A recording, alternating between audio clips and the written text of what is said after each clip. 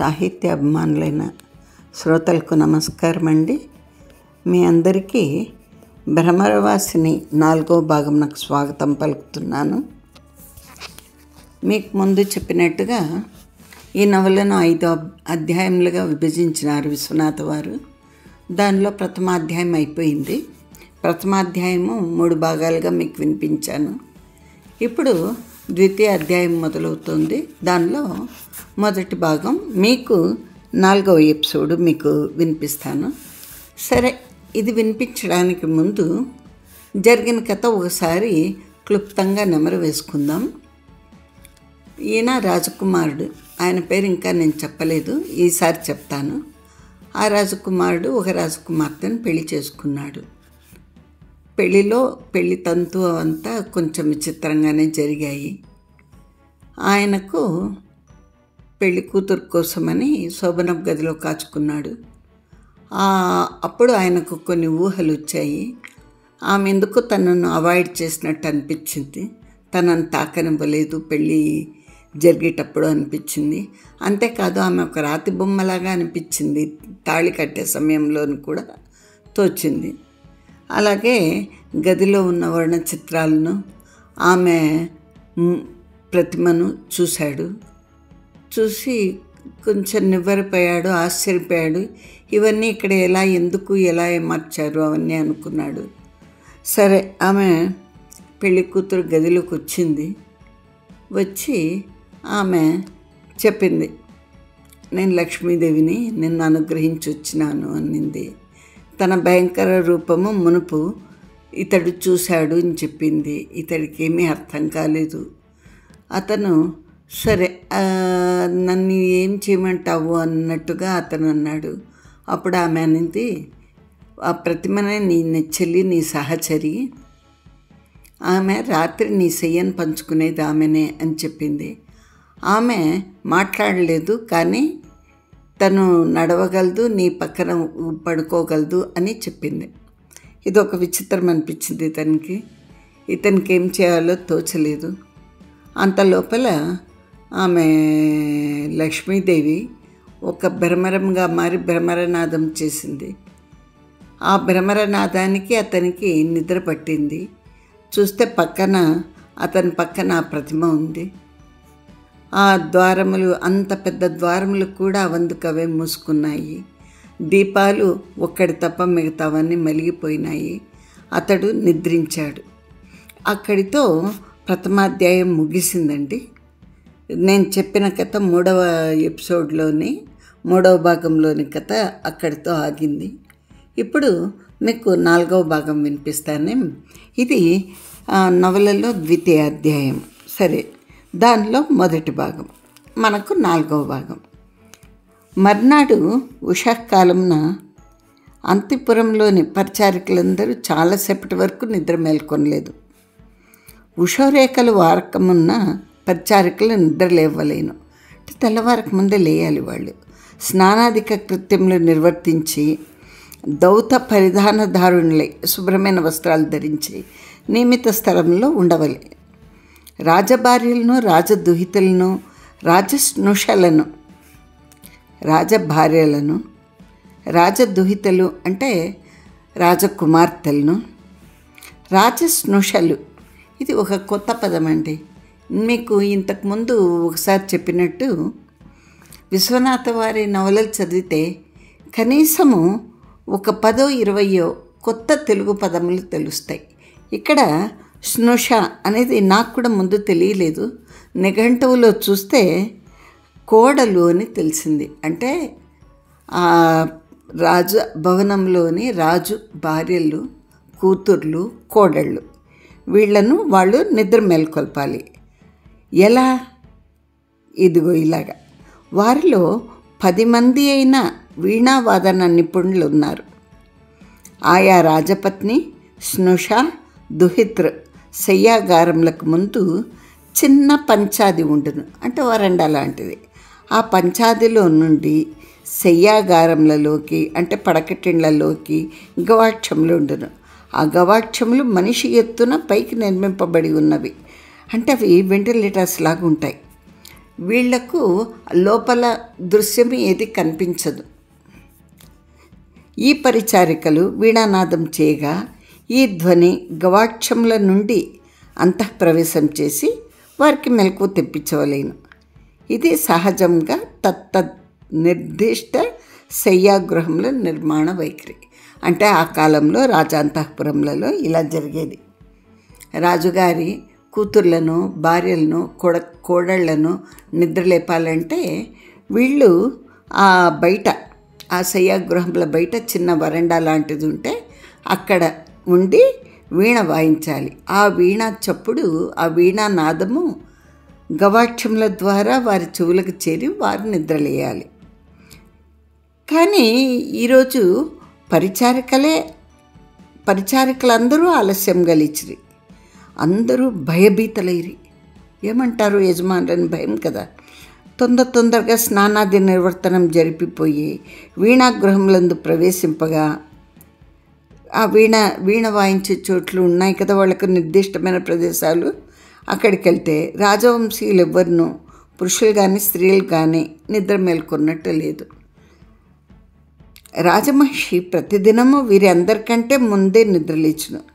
ఆమె పరిచారికలు ఆమె కంటే ముందే లేతురు. స్నుషా దుహిత శయ్యాగారంల పురఃప్రదేశ స్థిత వీణలు కదిలించువారు తమ నియమిత కార్యమునకు ప్రతిదినము వేళకే పట్టమహిషి పరిచారిక దర్శనం లగుచుండు. సరే, వీళ్ళు పోయేటప్పటికీ మహారాణి పరిచారికల దర్శనాలు అవుతూ ఉంటాయి వాళ్ళకు. మహారాణి ఆ వేళకే దేవతా పూజా మందిరంలో ఉండను. ఈనాడంతయు వ్యత్యస్తంగా ఉండను, వ్యతిరేకమైంది. అల్లుడైన కాశ్మీర రాజుగారి నూతన శుభం కొరకు నిర్మింపబడిన శయ్యాగారం ముందు వీణాశాల లేదు. వీణావాదనం కొరకు ఎవరినో నిర్దేశింపబడినట్లు లేదు. అంతవరకును నూతన దంపతులు నిద్ర లేచిరలేదా? వారికి శాయనిక మర్యాదలు జరిగినవా లేవా?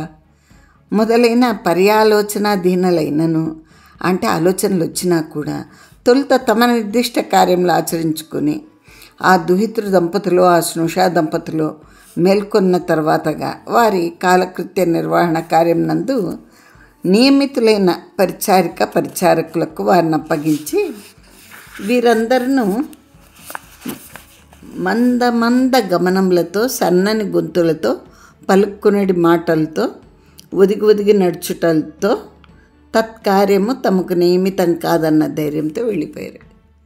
ఆ డ్యూటీ తమకు లేదు అనుకునేసి మెల్లమెల్లగా మాట్లాడుకుంటూ వెళ్ళిపోయారన్నమాట. ద్వారబంధము మూసి ఉన్నది. అది పెద్ద కవాటము. దానిని తెరచుటకు ఎవ్వరూ ఒప్పుదురు? నిర్ణీతులైన పరిచారకులు చేయవలేను. వారైనా 4-5 పట్టిన కానీ కవాటం తెరుపుడు పడదు. గత వారము దాన్ని వర్ణించారు. చాలా పెద్ద కవాటము, కోట గుమ్మంలాగా ఉంది, చాలా పెద్ద ద్వారములు. అది 4-5 మూస్తేనే మూసుకుంటాయి, 4-5 కలిపి తెరిస్తేనే తెరవగలరు. అంత బరువుగా, అంత ఇదిగా ఉంటాయి. మీరెవరైనా పాత కోటలు చూసి ఉంటే మీకు అదే అనుభవంలోకి వచ్చి ఉంటుంది. ఆ కోట వాకిళ్ళు ఎంత దృఢంగా, ఎంత బరువుగా ఉంటాయి అనేది. అది పురుషులు చేరరాని స్థలం. పురుషులకు అక్కడ వెళ్ళడానికి లేదు. లోపల నూతన రాజదంపతులు తెల్లవారు వరకు మేల్కొని ఉండిరో, పొద్దుపోవు వరకు కేళి విలాసంలందు మునిగి ఉండిరో, ఉషారు రేఖలు ఉదయించు వేళ నిద్రాసక్తులైరో ఇంతవరకు మేల్కొనలేదు. ఇది వీళ్ళు ఆలోచిస్తున్నారు పరిచారికలు. తెల్లారి వరకు ముచ్చట్లతో మునిగి ఉండి తెల్లవారే సమయంలో పడుకున్నారేమో అని. తలుపులు తెరచుటయా, వీణావాదనము చేయుటయా? వీణావాదనం చేసించో ఆ గాన నిస్వనము శయ్యామందిరంలో ప్రవేశించు గవాక్షములు లేవు. వీరి శయ్యామందిరానికి గవాక్షములు లేవు. ఆ వీణావాదనం చేసినా వాళ్ళ చెవుల వరకు చేరుతుందని నమ్మకం లేదు. తలుపులా మూసి ఉన్నాయి. ఏం చేయవలనో తెలియరాక వారిలో కొందరు దీన్ని రాజమహిషికి నివేదించకపోయారు. సరే, మహారాణికి చెప్దాము, అని వెళ్ళారు. ఆమె ఏం చేయను, ఎవరైనా తలుపులు తెరిచించో నిద్రాసక్తులై పరస్పర పరిష్వంగం నందు ఒడలు తెలియక చీరలు నేరక వారు నిద్రించుచున్నచో తద్దర్శనం దోషం. అంతే కదా. పడకటింట్లో దంపతులు ఏ పొజిషన్లో ఉంటారో ఏమో అలా చూడడం తప్పు కదా. అది అమర్యాద హేతువు. వారి అంతటా వారు మెలకొనవలేను, వారు తలుపులు తట్టవలేను. ఇది ఏమి, ఈ శయ్యాగృహ నిర్మాణ సర్వభారము తాను వహించిన పెండ్లి కూతురు ప్రాతకాలకృత వీణానిస్వన ప్రయాణయోగ్య గవాక్ష నిర్మాణం చేయించలేదేమి? ఆమెకేం తెలియను, ఏవో తన ఊహలు బట్టి శయ్యాగృహ నిర్మాణం చేయించుకున్నది. ఆమె సరే, తన నిర్మాణమైన తర్వాత పట్టమనిషి చూచాను కదా, పరిచారికలు చూచారు కదా, వీరేనన్ను చెప్పలేదు. ఎవరికి తోచలేదు ఆ పడకటింటికి గవాక్షములు లేవు అన్న సంగతి. అందరూ తద్గృహగత శిల్ప నిర్మాణ మహాలక్ష్మికి ముగ్ధలైపోయిరి. అందరూ ఆశ్చర్యచకితులైరి. శిల్పులే విభ్రాంతి పొందిరి. తన పుట్టినింటి నుండి ఆమె కొందరు శిల్పినులను తెచ్చెను. అంటే ఆడవారిని తెచ్చింది శిల్పులు. వారు మహానిపుణులు. అన్నిటికన్నా అందరికీ ప్రతి మహాలక్ష్మి కథాచిత్రం నందు లక్ష్మీదేవి బొమ్మ యొక్క ఆకృతి ఈమెగా తీర్చిదిద్దించుట అబ్బరం కొల్పెను. అది యొక్క విలాసభావంగా వారు అంగీకరించిరి. ఆమె కోరి కాశ్మీర రాజును అంగీకరించెను. అతనితోటి ఏమి రహస్యానుభూతి పొందవలేననించెను. సర్వత్రానున్న లక్ష్మీ రూపములందు తన ప్రకృతి వానికి కనిపింపచేసి వాణిని లోభపెట్టనించెను. వానికి విశేష సౌఖ్యానుభూతి కలిగింపనించెను. వాణిని దిగ్భ్రాంతి పొందింపనించెను. అవి ఏమనుకుని అలా నిర్మించిందో ఆ పడకటిల్లు అనుకున్నారు వీళ్ళు. ఆమె తమ ఇంటికి వచ్చిన దాది రాజునకు ఆమె తమ కడుపున పుట్టిన బిడ్డగా అయిపోయింది. రాణికి తన చివరి సంతానం అన్నట్టు తోచెను. కానీ నిజానికి ఈమె వేరే రాజు కూతురు. కేవలము పెళ్ళి జరిపించుకోవడం కోసము ఈ దేశము దగ్గర కాశ్మీరంనకు అని ఈ రాజ్యానికి వచ్చింది. కానీ విచిత్రంగా ఇంటికి వచ్చినది మొదలు రాజుకు కన్నబిడ్డలాగా, రాణికి తన చిన్న కూతురులాగా అనిపించింది. ఇంకా రాజస్నుషలు కోడళ్ళు ఆమెను తమకు గౌరవస్థానంగా ఆడపడుచుగా మన్నింపసాగారు. ఆమె ఎంత చెప్పితే అంతగా ఉండెను. ఈ ఖేళీ మందిర నిర్మాణ సమయమున గవాక్ష నిర్మాణం చేయవలేనని వారిలో కొందరికి తోచినను చెప్పుటకు వారు సాహసింపలేదు. ఆమె సర్వజ్ఞురాలు. ఆమెకు తెలియంది తమకు తెలియనా? మరియు గవాక్షం పెట్టించో ద్వారబంధమునకు పైభాగమున కుడి ఎడమ నున్న గోడల్లో పెట్టవలను. ఆ గోడలకు లోపలి భాగమున ఒకవైపున నిలువున చిత్రం ఉన్నది, మరొక వైపున ప్రతిమ ఉన్నది. చిత్ర ప్రతిమ పరిభాగమునందు సన్నని గవాక్షములు నిర్మింపవచ్చును. ఆ ప్రదేశమంతయు లతా కుడుంగ తరుశాఖ కోకిల మయూర పుష్ప ఫలాదుల చేత చిత్రితమై ఉండెను. అచ్చట గవాక్ష నిర్మాణం చేసి తత్శిల్ప సౌందర్యంను చెడగొట్టుకుందురా. ఈ శయ్యామందిరమునకు ఇంత కవాటం ఎందులకు? ఒక రాజమందిరమునకు సభామందిరమునకు పెట్టినంత కవాటం ఉన్నది. అంత కవాటం ఉన్న కానీ ద్వారబంధపు కమ్ములు విశాలంగా ఉండవు. అంత విశాలంగా ఉన్నా కానీ బహురమణీయ చిత్ర నిర్మాణంకు వీలుండదు. కవాటం అంత పెద్దది ఒకటి చేత ద్వారములంత పెద్దవి, పెద్ద ఒకటి చేత మిక్కిలి దళసరి ఒకటి చేత భారములు, అందుచేత సులభంగా తీరానివి. ఇంచుమించుగా ఒక దుర్గమునకు నిర్మించిన ద్వారబంధం కానీ ఖేళీ మందిరమునకు నిర్మించిన ద్వారబంధం కాదు. ఇంకా ఈ ద్వారబంధం ముందు భార్యాభర్తలు ఖేళీ మందిర ప్రవేశం చేసిన తర్వాత ఎవరు ఉండకూడదు. పరిచారకులు పనికిరారు. ఆ తలుపులు ఆమెయే వేసుకొనవలేను, ఆమెయే తీసుకొనవలేను. అంతటి సుకుమారి ఇంతటి బరువైన తలుపులు లాగగలదా? మరి గడిచిన రాత్రి తలుపులు లాగబడినవి కదా, బంధింపబడినవి కదా. పెళ్లి కొడుకు మహాబలశాలి. అతని బాహుబలము జగత్ప్రసిద్ధము.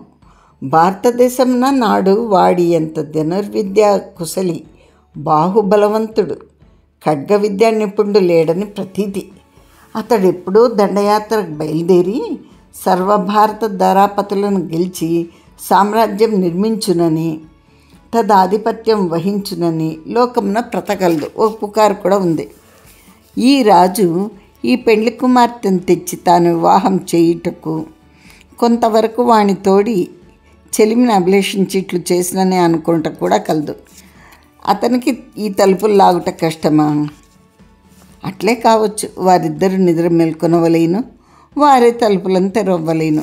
అప్పుడు కదా పరిచారికల ధర్మములు ప్రారంభమగును. అంతే కదా. వారందరు ఇట్లు గుబ్బిసలాడుచుండగా రణరంభ అంటే పెళ్ళికూతురు తన నియమితమైన పూజామందిరం నుండి వినిర్గమించి బయటికి వచ్చి సర్వాభరణ భూషితయ్యి, దౌత వస్త్రధారిణి అయి అంటే శుభ్రమైన దుస్తులు ధరించి, ముఖమునందు నిడివి కస్తూరి బొట్టు, నడుమ గుండ్రంగా అమర్చిన కుంకుమ పువ్వు పొడి కలది అయి, స్రవ కల్హార పుష్పయై, లీలా అరవింద హస్తయై, వదులుగా వేసిన జడయందు నిర్మించిన పూజా పుష్పముల గుత్తులతో మందమంద గమన నిరాకృత రాజహంసీ మధురమూర్తి అయి అచ్చటికొచ్చును. ఇక్కడ అమ్మవారిని లక్ష్మీదేవిని వర్ణిస్తున్నారు. ఆమె ఎలా ఉంది?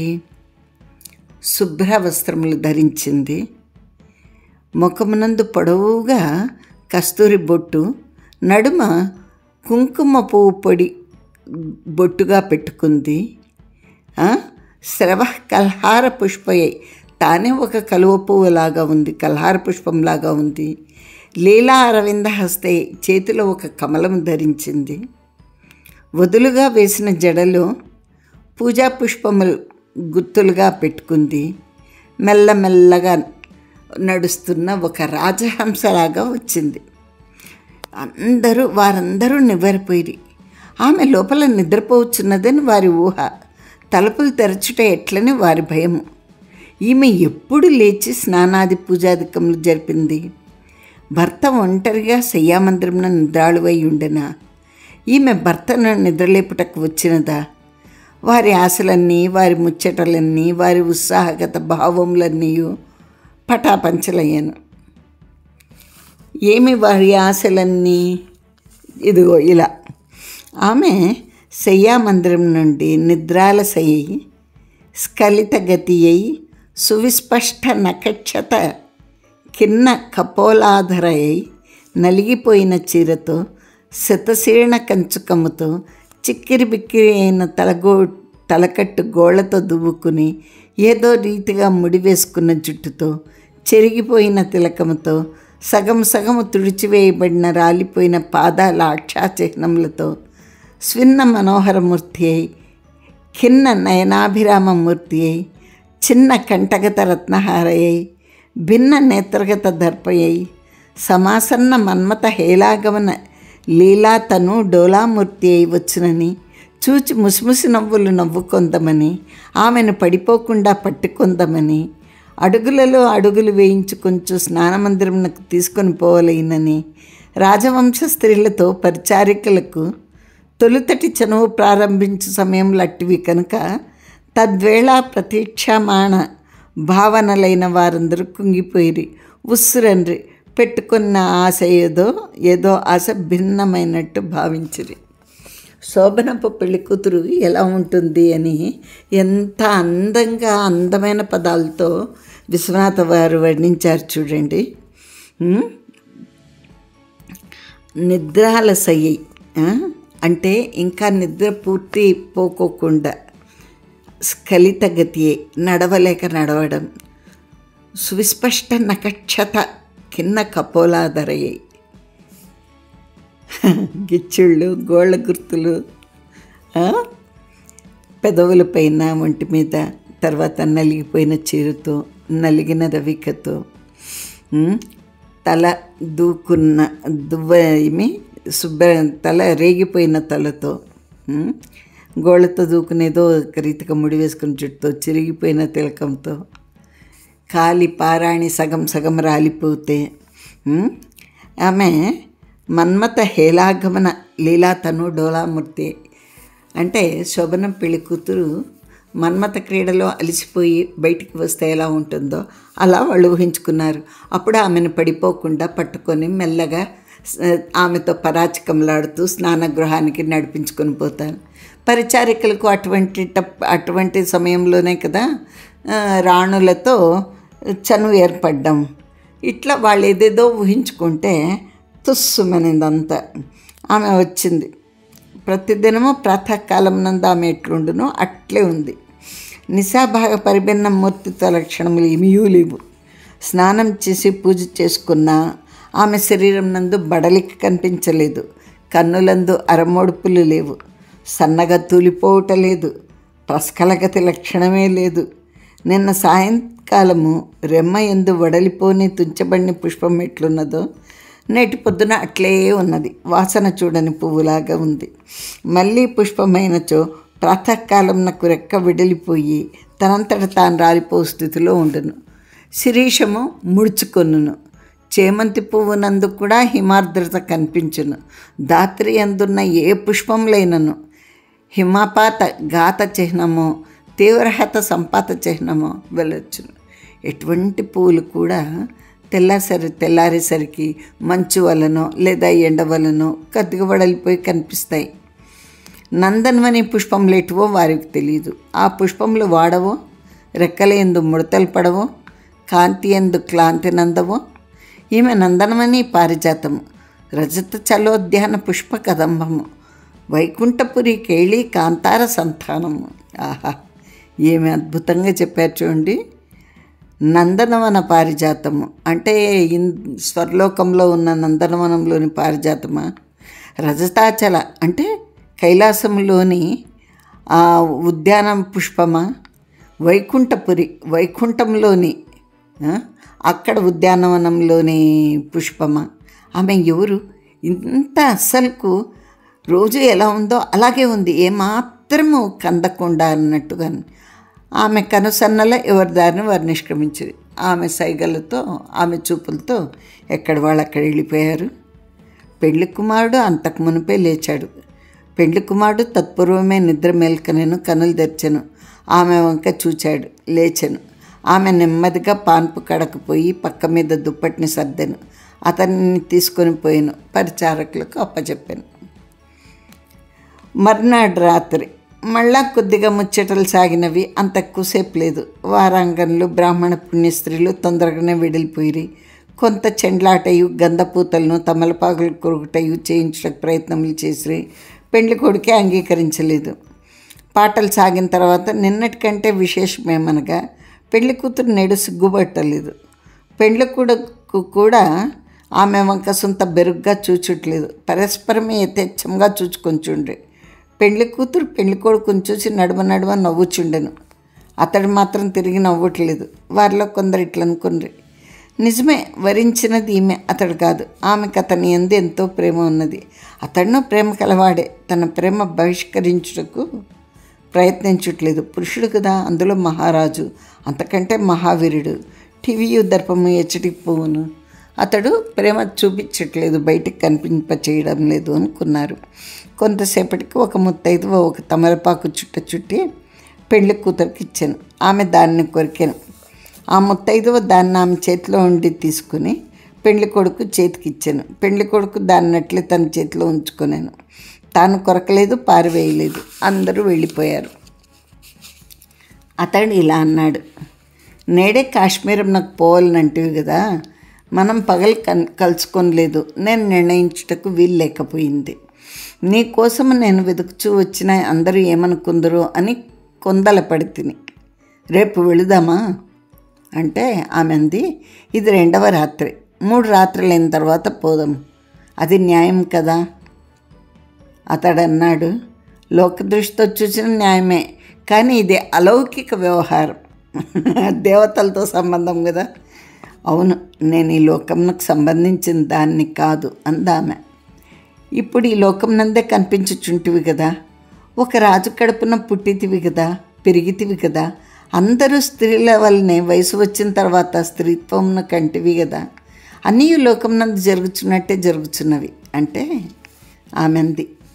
గర్భాధానపు గది లోకం కాదు, లోకమనగా చూచున్నది, చూచుటలో లోక సామాన్యంగా ఆలోచించుటయు ఉన్నది. భార్యాభర్తలు గదిలోనికి పోయించో వారేం చేయుచున్నారో ఎవరూ చూడరు, లోక సామాన్యంగా ఊహింతురు. ఆ భార్య ఎందు భర్తకు అనురాగం లేదనుకును, భర్త ఎందు భార్యకు లేదు, వారి నడుమ సంసారం లేదు. భార్యాభర్తల గుటి చేత అందరూ వారు సంసారం చేయుచున్నారనియే అనుకుందురు. అట్టి సంసారంలో కొన్నాళ్లకు బయటపడును, వాడు ఆమెను వదిలిపెట్టును, ఆమె లేచిపోవును. కానీ మూఢలోకము వారు కలిసి ఉన్నన్ని దినములు సంసారం చేసిరనియే అనుకున్నాను. లోకం యొక్క దృష్టి ఎట్టిదియో తెలిసినదా? తానొక విధంగా ఆలోచించుటకు అలవాటు పడింది, అట్లే ఆలోచించును. దానికి ఉత్పర్గ శాస్త్రం నందే విశ్వాసము, అపవాద శాస్త్రం యొక్క జ్ఞానం దానికి లేదు. వట్టి ఉత్సర్గ శాస్త్ర ప్రమాణం కలిది లోకం. అందుకనియే వారిని పామర్లందరూ. అందరూ ఒకటే రకంగా ఆలోచిస్తారు. ఒకవేళ వాళ్ళిద్దరి మధ్య సంసారం లేదేమో అని ఎవరు అనుకున్నారు అంటోంది. అతడు అన్నాడు, అది సరే, దీని కొరకు జన్మ ఎత్తుట ఎందులకు, ఇంత శ్రమ ఎందులకు, మానవుల వలె దేవతలు కష్టపడుట ఎరగరు అన్నాడు. అప్పుడు ఆమంది, ఓయి, నీవెంతటి వీరుడవో, అంత పండితుడవు అగునో కాదో నాకు తెలియదు. పాండిత్యము విలక్షణంగా ఉండును, వేదమంతయు చదువును, అతన్ని పండితురందరు. అతనికి ప్రపంచక జ్ఞానం విచార్యం, అట్లే శాస్త్రములందు కూడా. మీ కాశ్మీర దేశం యొక్క గొప్పదనం మీకు తెలియనా? కాశ్మీర దేశం యొక్క ఆధిక్యము 2 విద్యల్లో ఉన్నది. అచ్చట ఒక విధమైన శైవము వృద్ధి పొందినది. స్థూలంగా దానిని కాశ్మీర శైవము అందం. రెండవది సాహిత్య శాస్త్రము, అలంకార శాస్త్రము, రస విషయక పర్యాలోచన. ఇక్కడ జరిగినంత భారతదేశంలో మరి ఒక చోట జరగలేదు. ఇది రహస్యము. రసములు 9. అందులో ప్రధానమైనది శృంగార రసము. శృంగారము 2 విధములు, సంభోగ శృంగారము, విప్రలంబ శృంగారము. విప్రలంబ శృంగారము మరలా 2 విధములు. భర్త బతికి ఉండి పరదేశగతుడై తిరిగి వచ్చును, సంభోగము కలుగునన్న ఆశతో పొందడి విరాళి 1. భర్త చనిపోయినాడు, అప్పుడు విరహం ఉన్నది కదా, అది విప్రలంబ శృంగారమా శోకరసమా అన్న ప్రశ్న. రసమునకు మూలస్థానమేది? మననము చేత పంచేంద్రియ వ్యవహారాతీతమైన ఒక జీవలక్షణమును స్పృశించుట, అంతఃకరణపు తెల్లలను స్పృశించుట, నిర్విషయమైన విషయం యొక్క స్వరూప బోధ కొంచెం కలుగుట. ఇది కావ్యగతమైన రసలక్షణం. రసో వైసా అన్న వేదవాక్యం నందలి రసశబ్దమునకు దీనికి పెద్ద సంబంధం లేదు. ఈ వ్యవసాయము ఎవరిది అని అడిగిరట. మాకును ఈ ప్రాంతం యొక్క ప్రభువునకును కలిసింది, మాది ఉమ్మడి వ్యవసాయము అన్నాడట. 20 నాగళ్ళు దున్నుచున్నవి, ఇందులో మీవి ఎన్ని నాగళ్ళు అని అడగక, ఆ చివరి నాగలికి కట్టి ఉన్న కుంటి ఎద్దు నాది, అదే మా ఉమ్మడితనము అన్నాడట. అది ఒక సరదాగా చెప్పినట్టు జోక్ లాగా. కావ్యకత రసమునకు రసో వయసాలో ఉన్న రసమునకు సంబంధం ఇట్టిదని చెప్పవచ్చు. ఆ కుంటి ఎద్దు లేకున్నచో నిజానికి నాగళ్ళు 20 కావు, కానీ 20 ఎద్దు కుంటిది, రసము అట్టిది. ఇంతకును రసము మననము చేత సిద్ధించున్నది. భర్త చనిపోయినాడు, నాయిక ఉన్నది, ఆమెకు భర్త చనిపోయినన్న విశ్వాసం లేదు. చనిపోయినను తప్పకుండా మళ్ళా వచ్చినన్న విశ్వాసం కలదు. ఎప్పుడు పునఃసంభోగ ఆశ ఉన్నదో అప్పుడు శృంగార రసము. ఆ ఆశ పొందుటకు వీలు లేదు. అయినను నాయకుల ఆశ ఏందులి అందు అభివ్యాప్త చిత్తులై ఉన్నారు. ఇద్దరిలో ఒకరే ఉన్నారు. సామాన్యంగా రసభావము నాయకాశ్రయమై ఉండును, పురుషాశ్రయమై కూడా ఉండును. కానీ వ్యభిచారాది భావములు నాయకాశ్రయంగా ప్రవచింపబడిన ఒక దంపతులు ఉన్నారు. వారిద్దరికీ సంగమ ప్రాప్తి లేదు. ఇద్దరిలో ఒకరి యందు సంగమం అంచ ఉన్నది, అది శృంగార రసమే. సంభోగం కంటే విప్రలంబం గొప్పది కదా. ఎందుచేత గొప్పది? అనుభవ వ్యభిచారాది వ్యభిచారి సాత్విక భావం లేక పౌష్కల్యం చేత. మరలా ఇందులో ఒక ప్రశ్న ఉన్నది. రసము సామాజిక నిష్టమా, నటనిష్టమా అని. శ్రవ్యకావ్యమైంచి ఈ ప్రశ్న లేదు. నిస్సందేహంగా పఠితృనిష్టం. శ్రవ్యకావ్యం నందు హృదయమునకు తాదాత్మస్థితి అంగీకరింపబడినచో దృశ్యకావ్యం నందు నటనిష్టం కూడా కావచ్చు. ఎంత నటనిష్టమైనను ఒడలు తెలియని శివం ఉండదు కదా. జీవలోకమే ఇట్టిది. అఘము చేయుచుండును, పక్కనే ధర్మం కాదనుకొంచుండును, దేవుడు లేడంచుండును, చెవిలో పోటొచ్చించో దైవమునకు మొక్కును. ఇది లోకము. నిజమునకు గాఢాంధకారమైన ప్రదేశం ఎక్కడ ఉన్నది? నువ్వు కటిక చీకట్లో కూర్చుండము. కొంతసేపటికి నీకు ఆ చీకటి అలవాటయ్యి నీవు ఆ చీకట్లోనే చూడగలుగుదువు. కంటితో చూచి ఏం చేసేదువు? వస్తువులను తెలుసుకుందువు. గుడ్డివాడు కంటితో చూడ్డు, వాడు స్పష్టత తెలుసుకొంచున్నాడు. తెలుసుకుంటే సమానమే, తెలుసుకుంటే పరమార్థం. ఈమె ఒక ఫిలాసఫీ చెప్తోంది అతనికి. అట్లే ఏకవిషయగతమైన బుద్ధితో మననం చేయుట ప్రధానం. అచ్చట శృంగార రసం ఉన్నది. తాను మిక్కిలి ప్రేమించుచున్న భార్య వ్యాధిగ్రస్తురాలై మంచమున పడి ఉన్నది. అది బతికి లేదు, చచ్చి లేదు. వీడు ఏకపత్ని వ్రతుడు. అచ్చట సంభోగవాంఛ ఎచ్చట ఉన్నది. అది భూతకాలికమా, భవిష్యత్కాలికమా? అన్ని రసములలో శృంగార రసం అంత ప్రధానమైన రసం లేదు. అంతకంటే విచారణ చేత శాఖోపశాఖలుగా విజృంభించగలిగిన రసము లేదు. ఒకడు దేవతా స్త్రీ యందు భావన కలిగి ఉన్నాడు.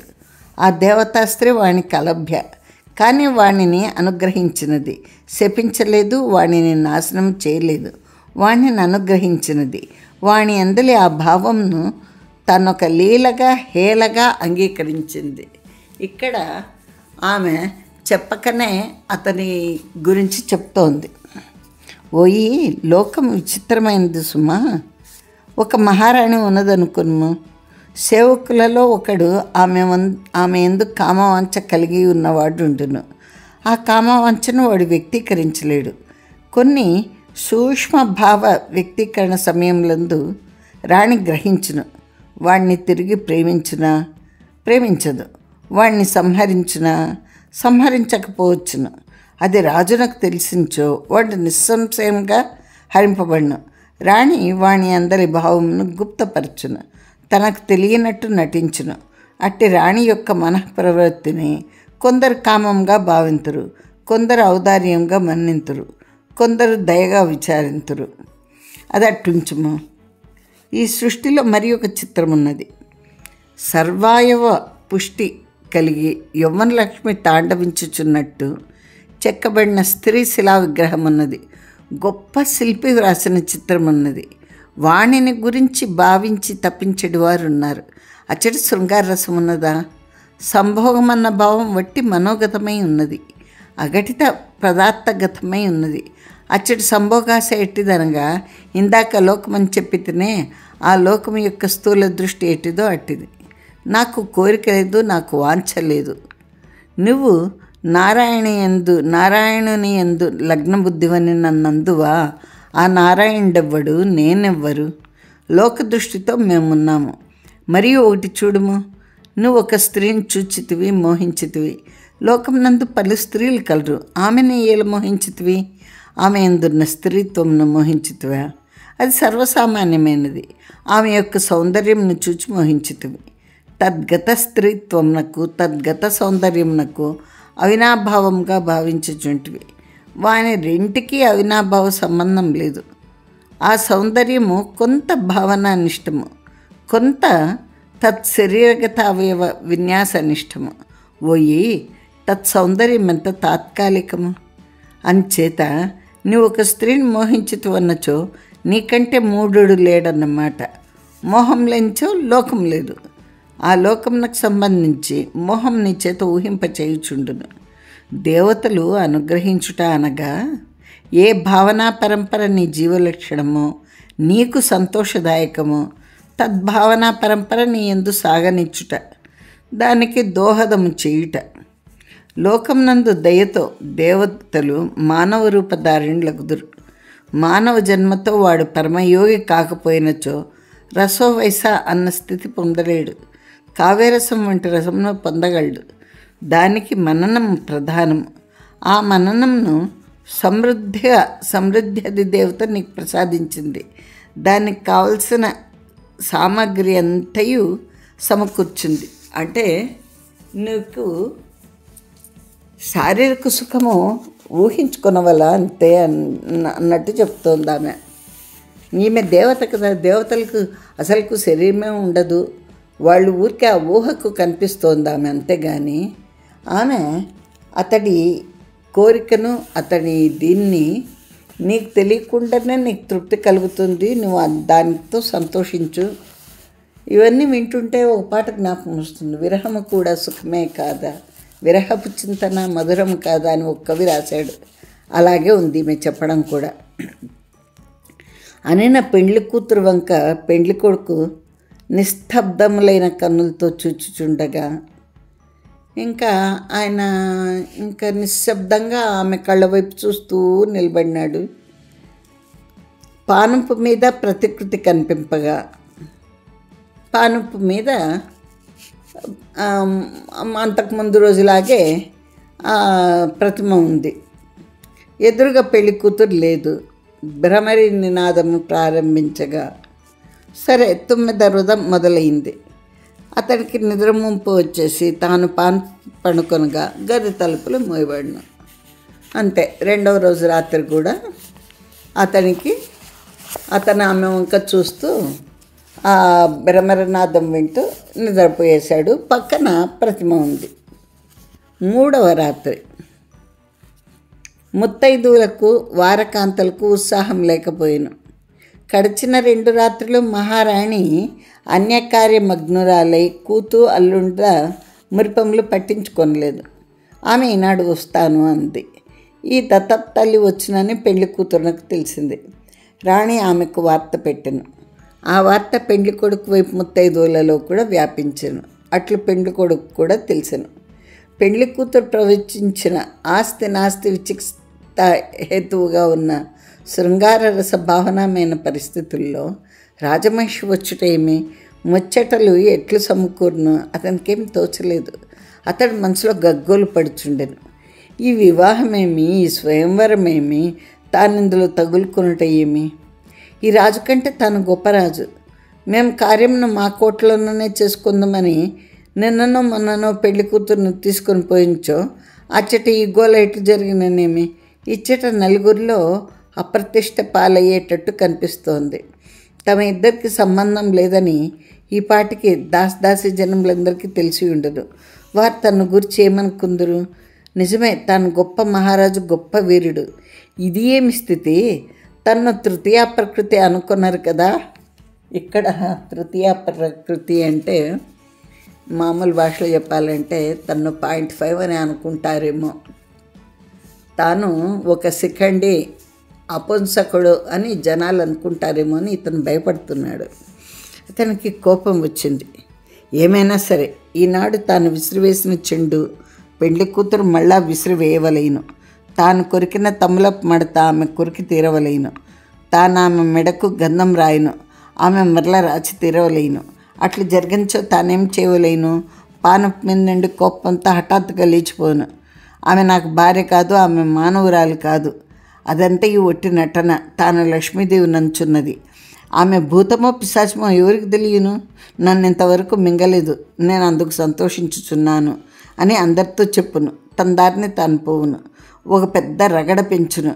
లేదా ఆమె స్త్రీ కాదు, ఆమె పురుషుడిని కాదు, ఆమె ఎవరో నాకు తెలియదు, ఆమె సంసారం చేయటకు అనర్హురాలు అని చెప్పును. ఇది ఆమెకు అప్రతిష్ట కదా. ఆమె తాను దేవతను అనుకుంటోంది కదా. ఆమె దేవత్వం మీదో దీని చేత పరీక్షితమగును. నాకు 5-6 సమస్యలు చేసి పెట్టింది. ఆ సమస్యలకన్నిటికీ పరిష్కారం కాశ్మీరంలోకి ఎగిన తర్వాత చేసి పెట్టినట్ట.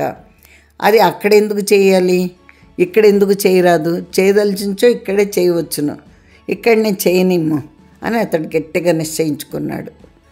సరే, పెళ్లి కూతురు తల్లి వస్తోంది. ఆమె ముందు ముచ్చట్లు సరిగ్గా జరగకపోతే ఒక సీన్ క్రియేట్ చేయాలా అని ఈయన గట్టిగా నిర్ణయించుకున్నాడు. పొద్దు కుంకింది. కొంచెం రాత్రి గడిచింది. వారకాంతలు బ్రాహ్మణ స్త్రీలు వచ్చిరి. తొలుత పెండ్లి కుమారుడు వచ్చెను.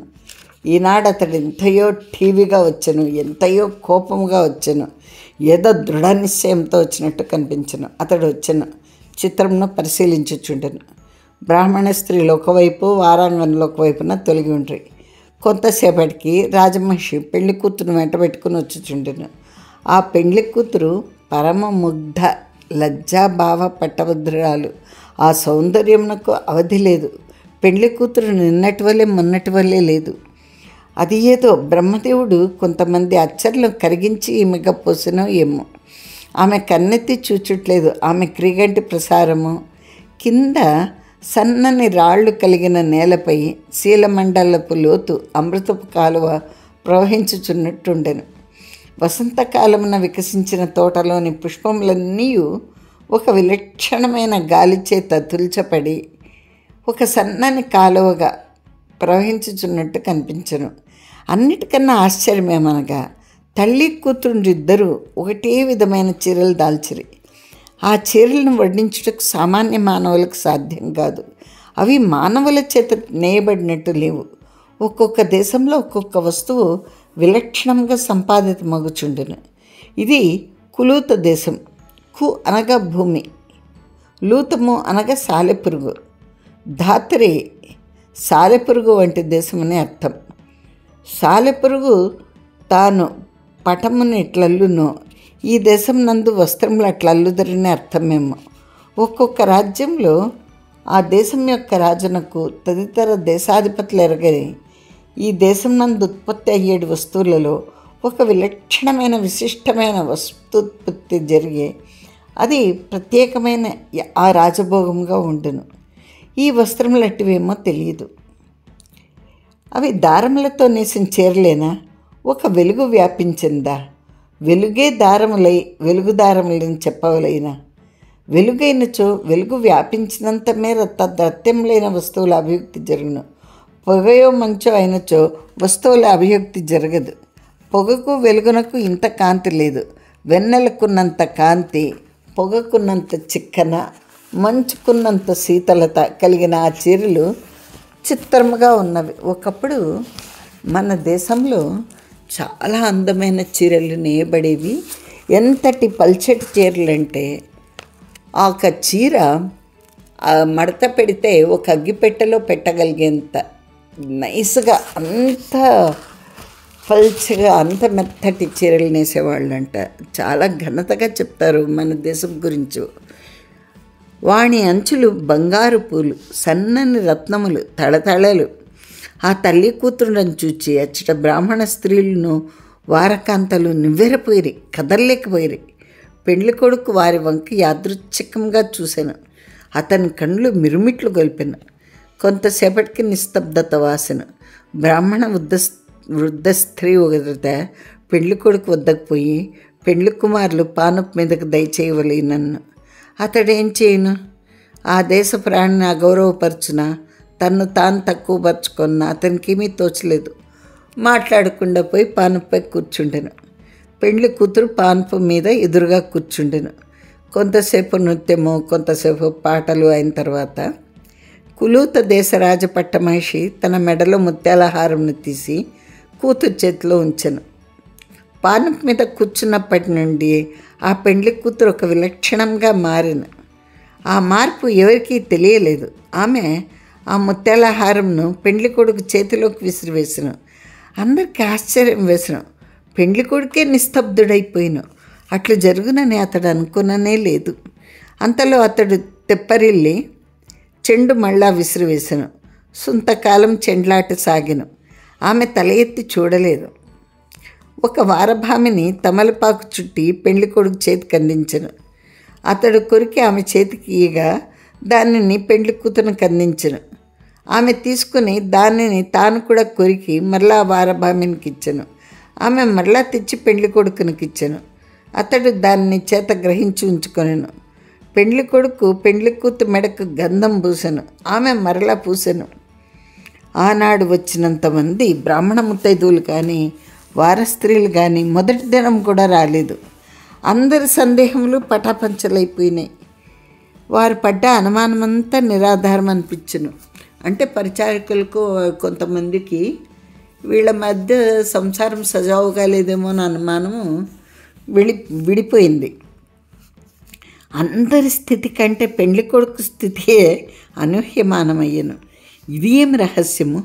గడిచిన 2 రాత్రుల స్థితి ఏమి, ఆమె ఉపన్యాసంలేమి, ఈ శోభనశాల గత చిత్రంలేమి, ఆమె లక్ష్మీదేవి అగుట ఏమి, ఇట్లు మానవ సంపర్కంనకు అంగీకరించుట ఏమి, తాను కోపంతో చేయదలుచుకున్నవన్నీ ఏమైపోయినాయి? అతడు మనస్సు లేనివాని వలి ఉండెను. వారి వేడుకలన్నీ అయిపోయినాయి. వారి దారిని వారు పోనారంభించిరి. రాణి కూడా బయలుదేరింది. పెళ్లి కూతురు కూడా బయలుదేరినట్టు కనిపించెను. ఒక వృద్ధ బ్రాహ్మణ స్త్రీ, అమ్మ మీరు లేవవలదు అనను. ఆమె మాటను అంగీకరించినట్టు పెళ్లి కూతురు కూర్చుండెను. అందరినూ వెళ్ళిపోయిరి. రాణి యొక్క ఆజ్ఞ చేత గది తలుపులు మూయబడిన. పెళ్లి కుమారుడు పెళ్లి కుమార్తె వంక అట్లే చూచు కూర్చుండెను. ఆమె కదలదు మెదలదు. ఇంతకు ముందున్న చైతన్యమంతా ఏమైనది? పూల చెండ్లాడినది, గంధం పూసినది, తమలపాకులు కొరికినది, చిరునవ్వులు నవ్వినది, క్రిగంటి చూపులు ప్రసారం చేసింది. స్త్రీలందరూ వెళ్ళిపోయిన తర్వాత నిమేషమైనను గడిచినది అట్లే ఉన్నది. అతడు పలకరించును. ఆమె మాట్లాడలేదు. అతనికి కోపం వచ్చింది. నీకంటే ఆ గోడలోని ప్రతిమ మేలు అన్నాడు. అంటూనే ఆ ప్రతిమ ఉన్న చోటికి చూచాడు. అచ్చట ఆ ప్రతిమ లేదు. అతని ప్రాణములు పైన పోయిన. అతడు హఠాత్తుగా మంచం మీద పడిపోయిన. అతని స్వభావంలో ఏడ్చుట కన్నీళ్లు కార్చుట లేవు గనుక అతడు ఆ పనులు చేయలేదు. మహాతపస్సు చేసి మహాశ్రమపడి దేవి దర్శనమగు వేళకు నిశ్చైతన్యుడై నేలపడిపోయిన వాని వలె అతడు పానుపై పడిపోయిన. అతడి మేనిలో చైతన్యం లేదు. అతడిని ఎవరో తాకినట్లయింది. ఆ స్పర్శతో అతనికి చైతన్యం వచ్చింది. కన్నులు తెరిచి చూచెను. ఆమె కనిపించెను. పానుపై చూచెను. ఆమె లేదు. ప్రతిమాస్థలం నందు చూచెను. అచ్చట ప్రతిమ ఉన్నది.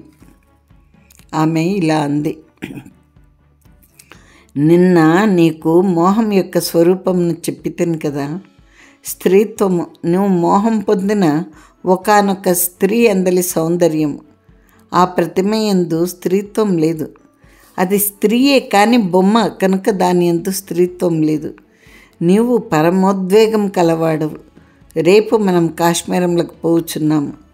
నీ సమస్యలన్నిటినీ అచ్చట పరిష్కరింతును. ఓపిక పట్టుము. నీ ఊహ ఒక్కటి నిజమైనది. ఆమె స్త్రీ కాదు, పురుషుడు కాదు. సంసారం నాకు అయోగ్య అని ఇతరులతో చెప్పనంచితివి కదా. అది చాలా నిజము. మనము కాశ్మీరంకు పోవుటకు 10 దినములు పట్టును. అప్పుడు మళ్ళా కలుసుకుందుము. అంతా భ్రమరీనాదము, నిద్ర. సరి అతడి మనసులో ఊహలు లక్ష్మీదేవికి తెలుసుకుంటుంది కదా. ఆమె అనింది, నువ్వు అన్నది కరెక్టే, ఇది ప్రతిమ అని. కులూతము నుండి కాశ్మీరంకు 2 తోవలు కలవు. ఒకటి త్రిగర్తము నుండి హిమవత్పర్వతములలోనికి పోయి అటునుండి కాశ్మీరంలకు రావలేను. 2 గాంధారంలలోనికి పోయి, గాంధారములు అంటే ఇప్పుడు ఆఫ్ఘనిస్తాన్, అట్లా పోయి తక్షశిల ద్వారా ఎగువకు కాశ్మీరంలకు పోలేను. అంటే కులూత దేశము అనేది కింద ఉంది అన్నమాట. అప్పట్లో కులూత దేశము. ఇప్పుడు అట్ ప్రజెంట్ ఏమో తెలియదు, చూద్దాం. మొదటితో వెంట పోయించో మార్గము శిలామయముగా ఉండును. కాశ్మీర దంతావళములు, కాశ్మీరపు ఏనుగులు శిలామార్గముల ఎందు పోవుట అలవాటైనను శిలామార్గములు ఎందు వానికి సొంత ఇక్కట్టు కలుగును. ఒక్కొక్కప్పుడు సూదుల వంటి రాళ్ళు పాదముల ఎందు కుచ్చుకుంటాయు. అవి గీ పెట్టడము, మావటీలు బాధపడటము జరుగును. ఆ మార్గం చక్కగా నిర్మితం కాదు. ఇంటికి పోయిన తర్వాత గుర్రములకు ఏనుగులకు 10-12 దినములు విశ్రాంతియు, గిట్టలకు పాదములకు ఔషధ లేపము, వాటికి పరిచర్య చేయవలసి వచ్చుచుండురు. లెంచో ప్రధానంగా ఒంటెలను ఉపయోగపరచవలను. ఆ ఒంటెల మీద ఎంత మెత్తని పరుపులు వేసినను వాటి మీద ప్రయాణము ఉయ్యాల జంపాలుగా ఉండును. పెండ్లి కూతురు పేరు భ్రమరవాసిని. ఆ పేరు పెండ్లి కొడుకుని కుక్కనికే తెలియను.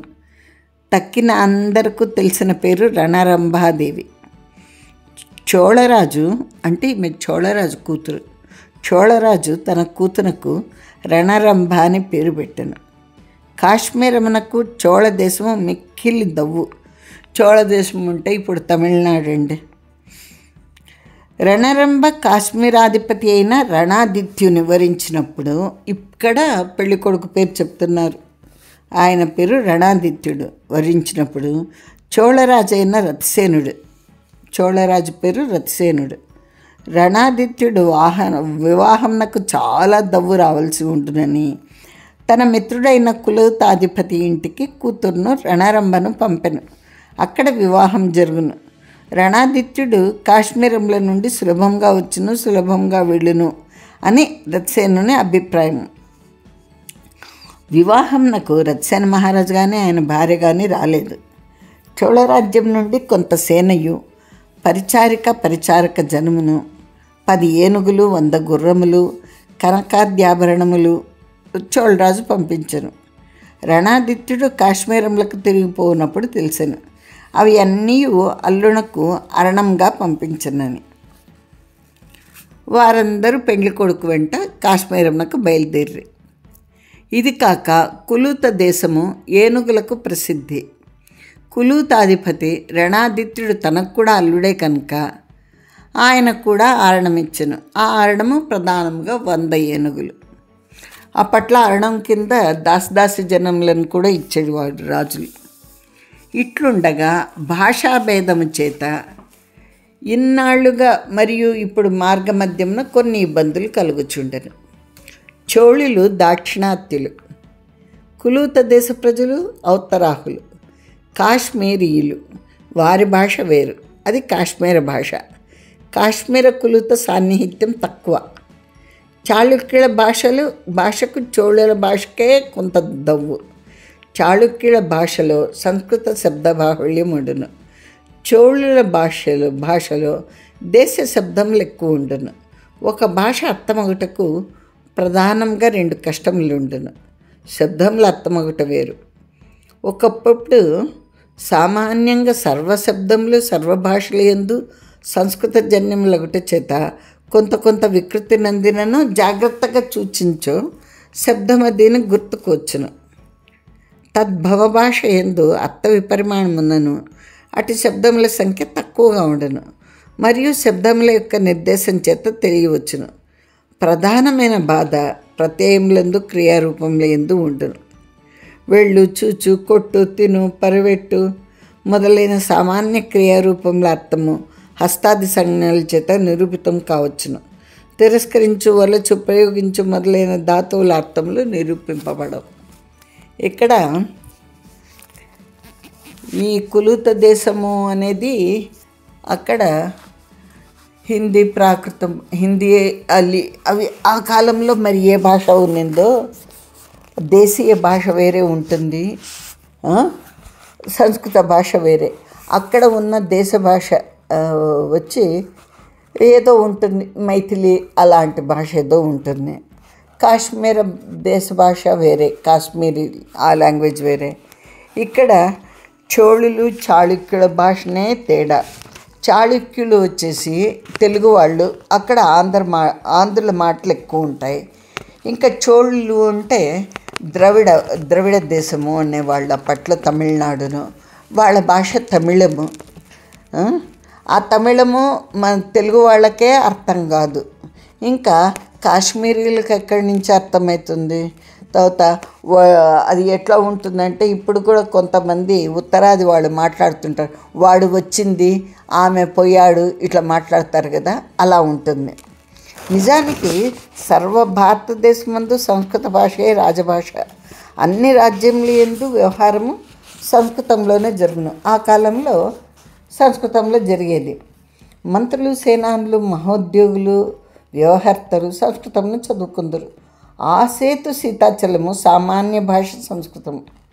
రామేశ్వరం నందు తోటల్లో పనిచేయ కూలివాడు వారణాసి క్షేత్రంనకు పోయి విశ్వేశ్వరుని దర్శనం చేయవలేను అనగా, బదరీ క్షేత్రంనకు పోయి నారాయణుని సేవించి రావలేననగా వానికి సంస్కృతం రాదు.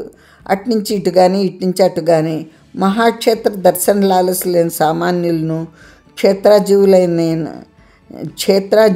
అయిన యాత్రికులు గుంపులుగా చేరి బాగా సంస్కృత భాష ఎరిగిన వాడిని తమ వెంట తీసుకొని పోతారు. అనాది నుండి నేటి వరకు భారతదేశంలో ఇదే పరిస్థితి. ఇప్పుడు సంస్కృతం లేదనుకోండి, హిందీ వచ్చిన వాడిని వెంట తీసుకెళ్ళాలి, లేదా వచ్చి రాని హిందీ మాట్లాడాలి. ఇప్పటికి కూడా ఇదే పరిస్థితి ఉంది. ఇప్పుడు రణరంభ వెంట 1000 మంది చోళ సైన్యము, 200 మంది పరిచారికలు, 100 మంది పరిచారకులు వచ్చిరి. వారికి సంస్కృత భాష రాదు. వచ్చిన సేనలో 3-4 సేనాపతులు ఉన్నారు. వారికి సంస్కృత భాష వచ్చింది. రణరంభ సంస్కృతం అందు మహావిద్వాంసురాలు. ఆమె చదువులో చూపించించో అంటుకొని పోయేదట. ఆమె గ్రహణ శక్తికి చదువు చెప్పిన విద్వాంసులు కూడా నివ్వెరపోయారట. ఆ సైన్యములకు ఈ సైన్యములకు సామాన్యమైన ధర్మం ఒకటే, అది రాజభక్తి. కాశ్మీరీలకు రాజభక్తి, కులుత చోళ దేశస్థులకు రణరంభాగతమైన భక్తిభావం. అందరినూ కలిసిమెలిసి ఉండుట్లో చిన్న చిన్న భేదభావములు వచ్చును. అన్నిటికీ పరిష్కారం రణాదిత్యం దగ్గర, రణరంభ దగ్గర. ప్రయాణంలో వారిద్దరి కలయికయు కొంచెం దుర్ఘటంగా ఉండను. రణరంభ తన అరణప్ సైన్యంతో, తన పరిచారకులతో వెనక వచ్చుచుండెను. రణాదిత్యుడు ముందు పోవచ్చుండెను. వారందరూ గాంధారంలలో నుండియే పోవలసి వచ్చెను. ఒక రాజు సైన్యము మరొక రాజు రాజ్యం నుండి పోవచ్చున్నచో స్నేహపూర్వకంగా వెళ్ళుచున్నను మొదట అనుజ్ఞ కావలేను. రణాదిత్యుడు పెండ్లికి తరలి వచ్చుచున్నప్పుడు శైల మార్గమున వచ్చెను. అచ్చట ఉన్నవి చిన్న చిన్న రాజ్యములు. ఎక్కువ మంది కాశ్మీరంలకు లోబడినవారు. అనుమతి లేకుండా కాశ్మీర్ సైన్యం తమ రాజ్యంలో నుండి వెళ్ళినను ఏమీ చేయలేని వారు. ఆ సైన్యము తమ మీదకి రాలేదు, తమ గ్రామంలను దోచుకొనలేదు. పెండ్లికి పోవచ్చు మార్గమున తీర్చుకొనరి. 1-2 దినములు నిలిచిరి. వారి బత్తములు వారి తినరి. గాంధారంలలో పోవుట అట్లు కాదు. రణాదిత్యుడు తాను పెండ్లికి తిరిగి వచ్చినప్పుడు గాంధారములలో నుండి ఒత్తుము అనుజ్ఞ ఇప్పించవలసిందని త్రిగర్త గాంధార అధిపతులకు వార్త పెట్టెను. 2 సేనాధిపతులను పంపెను.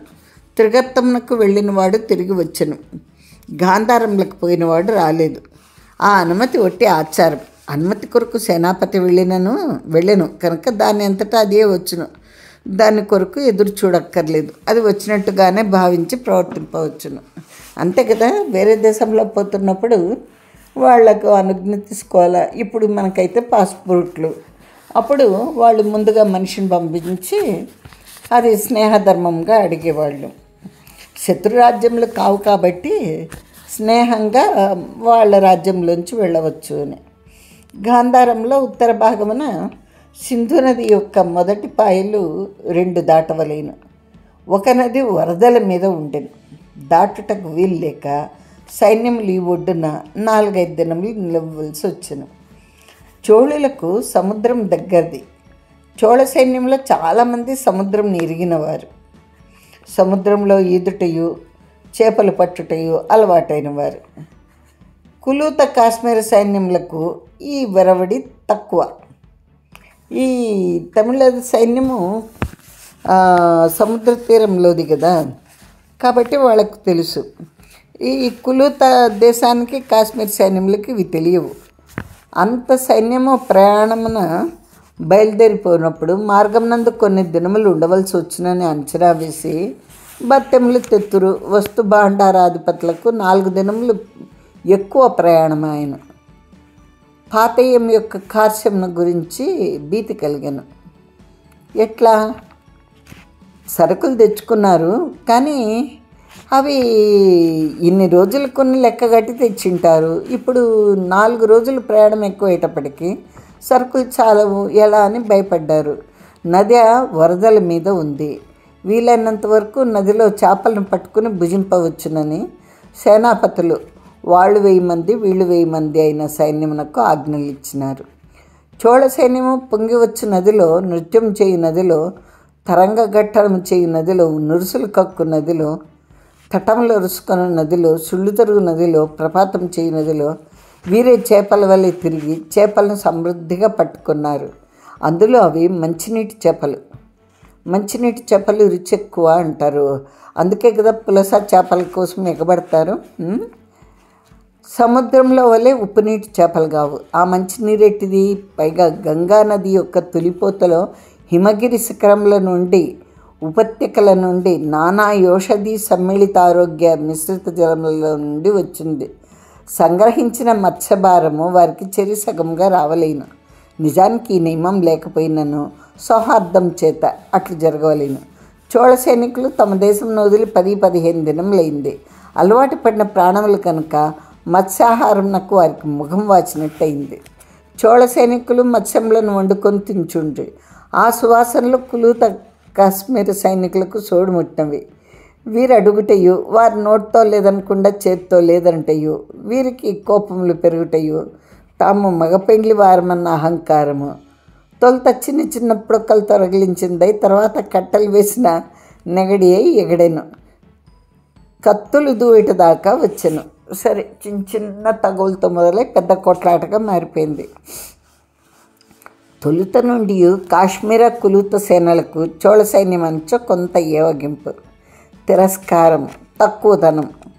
ఔత్తరాహులు ఆజానుబాహులు, విశాల వృక్షులు, దృఢకాయలు. చోళులు పొట్టివారు, నల్లనివారు. అంచేత కాశ్మీర కులూత సైనికులు చోళులను సులభంగా అదుపులో పెట్టగలము అని అనుకున్నారు. పరస్పర సంఘర్షణ జరుగు వేళకు చోళ సైన్యం తక్కువదిగా కనిపించలేదు. చోళులు ఎంతమంది దెబ్బలు తినరో ఔత్తరాహులు అంతకంటే ఎక్కువ తిన్నారు. మరణంలో అటు ఇటు చెరి సమానంగానే ఉండను. అంటే చాలా ఎక్కువనే గొడవలయ్యాయి. అంత సేనాపతులు కల్పించుకొనుట, సర్దుబాటు చేయట జరిగినను వ్యవహారము రణరంభ రణాదిత్యుల దగ్గరికి పోయిన. విచారింపగా వడసారము వివాదం యొక్క మూలభూతమైన విషయం మీకు తేలింది. కాశ్మీరీలు మత్స్యములు చెరిసగమన్రి, చోళులు వారికి పావు వంతు ఇత్తమన్రి. ఇది కథ. పట్టిండేది చోళులకు. వాళ్లకు చేపల వేట బాగా అలవాటు, వీళ్ళకు అలవాటు లేదు. కానీ సగం వాటా కావాలా అన్నారు. వాళ్ళు పావు వంతు 1/4 ఇస్తామన్నారు. అవతరాహులకు అర్థం కాలేదు. 10 పరకయో ఇత్తుమని వారన్రి అని వీరనుకున్రి. చతుర్థ భాగం అన్నచ్చో తెలిసేదే.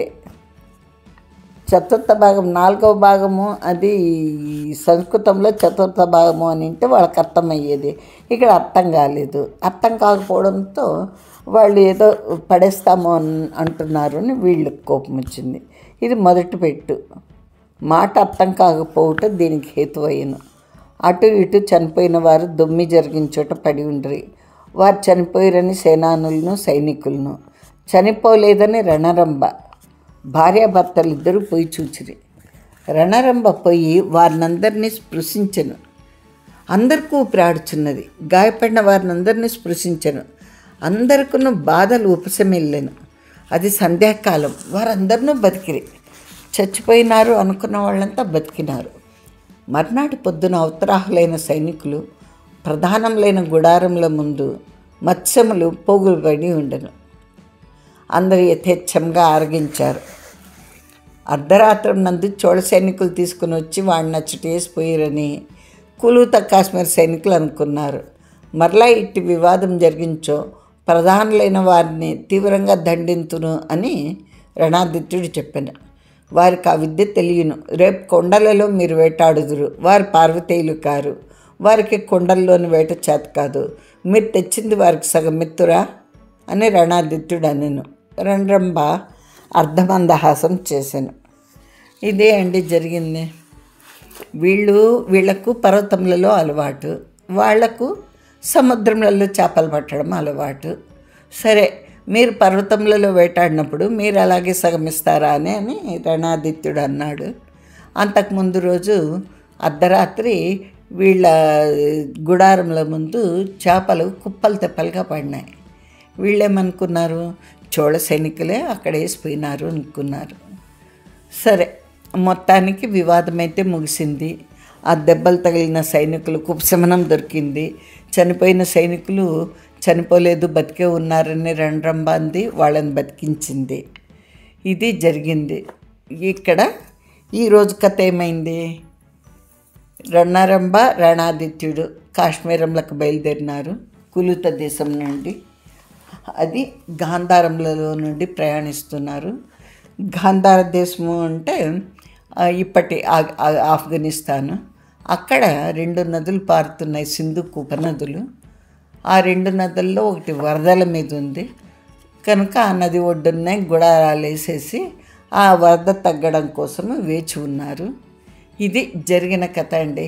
ఈసారి కొంచెము కథ వేగంగానే నడిచినట్టున్నది కదా. సరే, మరి అక్కడ ఆ నదికి వరదలు ఎందుకు వచ్చాయి? దానికి కూడా ఒక కారణం ఉంది. అది మళ్ళీ వచ్చే వారం తెలుస్తుంది. ఎందుకు వరదలు వచ్చాయి, ఎందుకు వాళ్ళు అక్కడ 4 రోజులు ఉండాల్సి వచ్చింది, ఆ ఉండటం వలన ఏం జరిగింది అనేది కూడా తెలుస్తుంది. సరేనా? వచ్చే వారము మళ్ళీ మీకు 4వ భాగంతో కథ మళ్ళీ మీకు మొదలవుతుంది. కథ చెప్తానండి. సరేనా? మరి మీకు నా కథనం నచ్చుతోందా చెప్పండి, మీరు కామెంట్ చేయండి. ఈయన రచనల్లో మామూలుగా ఇంతకుముందు చెప్పిన కాశ్మీర రాజవంశ నవలలు 5ట్లోనూ చాలా సరళంగా ఉంది భాష. మరి ఈ నవలకు వచ్చేటప్పటికి ఆయన తన వైదుష్యంనంతా, తన పాండిత్యంనంతా చూపించారు విశ్వనాథ వారు. మనకు కొత్త కొత్త పదాలు అలా చెప్తూ ఉన్నారు. ఇక్కడ ప్రధానంగా జరిగిన కథ ఏమంటే, చోళులు, తమిళులు, కులుత దేశపు వాళ్ళు, ఔత్తరాహులు, వాళ్ళు కాశ్మీరీ, రణాదిత్యుని సేనలు కాశ్మీరీ. ఆ కాశ్మీరీ వాసులకు కులుత దేశం భాష అర్థం కాదు, కులుత దేశం వాళ్లకు కాశ్మీరీల భాష అర్థం కాదు. ఇంకా మధ్యలో ఈ చోళులు తమిళ భాష ఇంకేం అర్థమవుతుంది వాళ్లకు. మొత్తానికి వాళ్ళలో వాళ్ళు తగులాడుకున్నారు. ఆ తగువులు రణరంభ రణాదిత్యుల వరకు పోయినాయి, పంచాయతీ చేసినారు. సరే, వాళ్ళు సర్ది చెప్పడము, వాళ్ళు కొట్లాడటము, కొంతమంది చనిపోవడము, మళ్ళీ వాళ్ళను రణరంభ బతికించడము, వాళ్ళు అంతా తేరుకోవడము, ఆ వివాదం సమసిపోవడము జరిగింది. సరేనా అండి? మళ్ళీ ఈ 4 రోజుల్లో ఇంకా ఏం వింతలు జరిగాయి అవి మళ్ళీ వచ్చే వారం చెప్పుకుందామా? మరి మళ్ళీ నేను భ్రమరవాసిని 4వ భాగంతో కలుస్తాను. సరేనా? 4వ భాగం ఇప్పటికి ప్రస్తుతానికి 4వ భాగం కూడా కాదు, క్షమించాలి, ఇదే మీకు చెప్తున్నదే 4వ భాగము. మిమ్మల్ని 5వ భాగంతో కలుస్తాను. సరేనా? అంతవరకు సెలవా మరి. మరి ఈ మామూలే నా అభ్యర్థన. మీకు నచ్చితే లైక్ చేయండి, ఫ్రెండ్స్తో షేర్ చేసుకోండి, సబ్స్క్రిప్షన్స్ పెంచండి. సబ్స్క్రైబ్ చేయకుండా ఊరికే వింటున్న వాళ్ళు సబ్స్క్రైబ్ చేయండి. సరేనా అండి? నన్ను ప్రోత్సహించండి. ఇంకా మంచి మంచి కథలు మీకు చెప్పడానికి నేను ప్రయత్నిస్తాను. ఉండనా మరి? Bye bye.